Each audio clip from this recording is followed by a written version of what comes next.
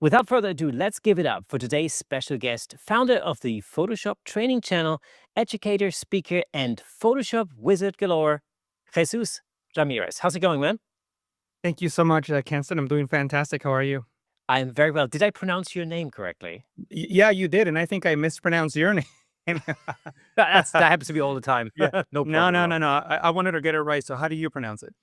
So technically, well, I pronounce it Kirsten.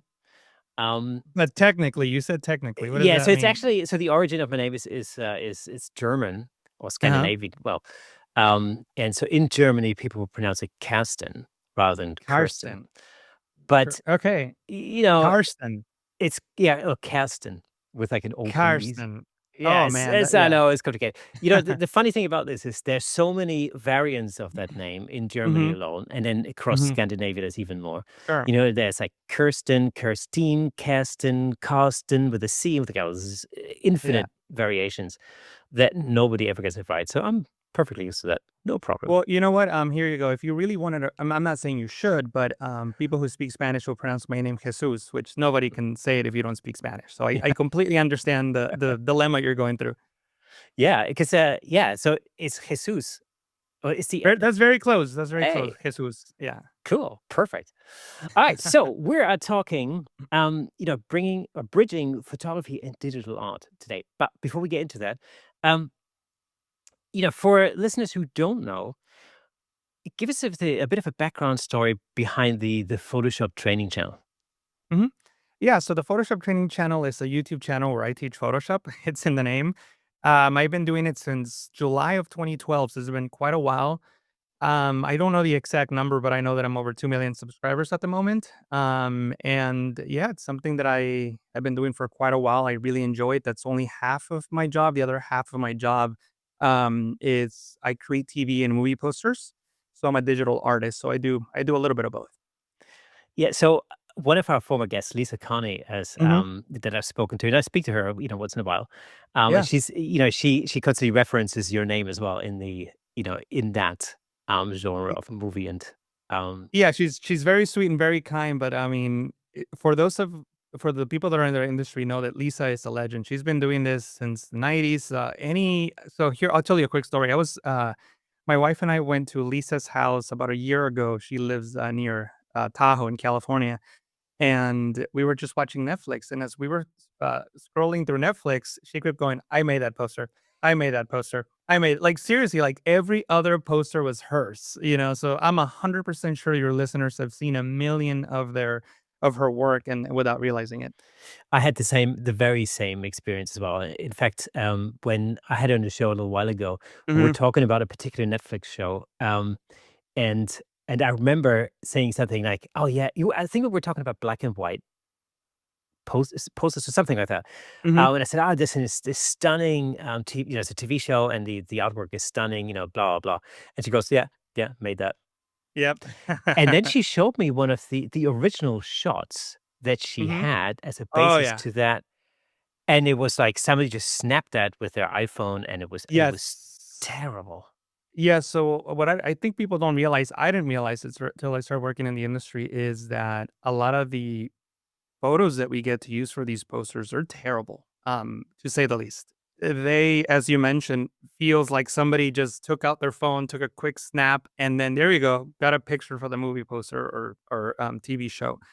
And our job is to take a really bad quality photo and make it look like it belongs in a movie poster. It's an interesting thing because my impression has always been, and I think most people would have thought that, is that when you talk about movie posters, for movie productions or like or big Mhm. Netflix TV shows with I don't know, probably tens of millions, hundreds of millions Mhm. maybe, of dollars of budget, do you think there'd be more production value behind creating the original image? Yeah. Yeah, I mean, I'm not gonna say it never happens, but it happens a lot less than you would think. We have to dive into that specifically. I think we have to make a specific episode about that. For sure, Uh, for sure. Now, you've worked with Adobe. Yes. You've spoken at Max. You've Yes. judged competitions. Um, how did your journey evolve from artist to educator? It's an interesting thing. I I've always enjoyed teaching and I kind of wanted to do it, but I realized that the phrase, it really is who you know, right? And I realized I didn't know anyone. So I needed to make connections. So Photoshop World, a conference 2013, about a year after I started my YouTube channel, I went to Photoshop World in Las Vegas, and I just thought to myself, all right, where can I go meet a bunch of people who do what I would want to do? And Photoshop World Las Vegas was coming up, and I thought to myself, this will be a great opportunity to go meet people. So I did, and I thought I was super cool because I had a YouTube channel that had like 2,000 subscribers at that point, and Welcome to the club. yeah, and I went and I met people, and like I was very very fortunate. I wish I could give you a recipe of like, oh, this is what you do and what you say. I just first night I'm at and we're at the Mandalay Bay, and I believe the bar is called the Candy Bar or something along those lines, and there's a bunch of people from the conference, and literally the first person I talked to ended up becoming now one of my best friends, Mark Keeps. Shout out to Mark Keeps, and he was involved in a lot of this world, and through him I met some people, and through those people I met other people, and they recommended me to this, recommended me to that, and next thing you know, I'm getting invited to do all these different things. What I do like to tell people is that I was very fortunate and very lucky, but I was also very prepared. I was prepared to take on those opportunities. So it's not that had I met these people maybe 5 years before, I would have not been ready and nothing would have come of it. But I was already working on my YouTube channel. I was already, working on me becoming a trainer, if that's the word I want to use for this, instructor. So I was fortunate that I met the right people at the right time. I was prepared to take those opportunities. It's an interesting thing, what you're saying, because I completely agree with that. And, I I've heard this story several times in the past. In a way, a friend of mine, Dave Clayton, who does a Mhm. lot of Yeah. Photoshop training. He's a good friend of mine, yeah, out of Yeah, Swindon, UK. Yeah. exactly. Yeah. Yeah, just down the road from me. Yeah, it's a very good friend. Oh, So really? you can Yeah. already see I we. so quick story, I went to Swindon to visit Dave, and, as you know, he's a big football fan, Oh and we're yes. talking real football, we're not talking American football here. And so he said, "Hey, come out and play with my friends." I said, "Alright," and he was surprised that I was a good footballer because I scored 2 goals on, with playing with his like, it was like a semi-organized thing, like it was not completely a pickup game, but it was not completely organized, somewhere in the middle. Anyway, side story, go ahead, please. Well, fantastic. I get a lot of his football news. In fact, I was commenting on one of his posts today, which was all about Mm. football. Yeah. So Last comment, his daughter just, signed for a professional team. yeah, Elise, I believe her name is, yeah. absolutely. Yeah. Again, Dave also, he's been on the show several times. Mhm. And I'll call him a good friend of mine. Yeah. So you can already see this industry is surprisingly small. It's Yes. actually, we've already discovered two mutual contacts, mutual friends that Exactly. we have. So um, now,